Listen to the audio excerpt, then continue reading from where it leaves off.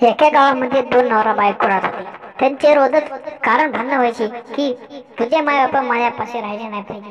पण तो पण म्हणाला कारण माझे माय बापा माझं समजत आहे. त्यामुळे ते रोजच भांडणं झाल्या झाल्या ती म्हणाली मी गावाकडे जाईल. ती रोज त्याला धमकी द्यायची की मी गावाकडे जाणार. ते पण एका दिवशी राग म्हटला जा गावाकडे.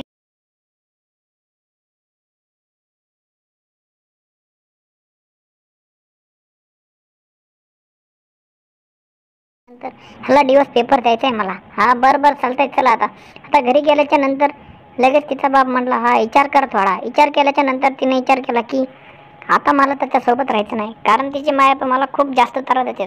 ती म्हणाली हा बरं ठीक आहे चालतंय. त्याच्यानंतर लगेच ती म्हणाली आता आपल्याकडे गावाकडे जायचं. तिचा नवरा म्हटला नको जाऊ. हा तुला मी सांगितलं पहिल्यांदाच. पण ती म्हणाली मला गावाकडे गेल्याशिवाय आता मी काय परत येत नसते. ती राग गेली तिच्या सासऱ्याकडे. सासऱ्याला म्हणाली मी पण आता गावाकडे जायले कारण की आमच्या दोघांची रोजच सकाळी भांडणं होत आहेत. त्यामुळे तुम्ही तर घर सोडून जा नाहीतर मला तर जाऊ द्या. ते म्हणलं असं कसं चालेल पोरी म्हणली मला आता चालणार नाही.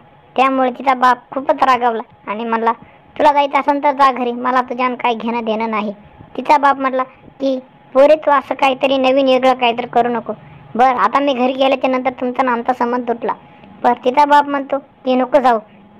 पण तिचा सासरा म्हणाला की तू गेल्याशिवाय राहणार पण नाहीस. त्यामुळे ती दोघांची रोज भांडणं झाल्यानंतर ती आता माहेरला गेल्या भांडे बिंडे घासू लागली.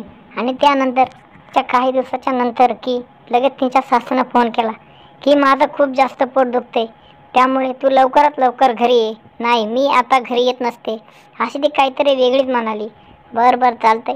आता ती फोनवर फोन केल्यानंतर ती म्हणाली आता हा मी घरी नाही येणार. तुमचं काय आहे तर बघून घ्या.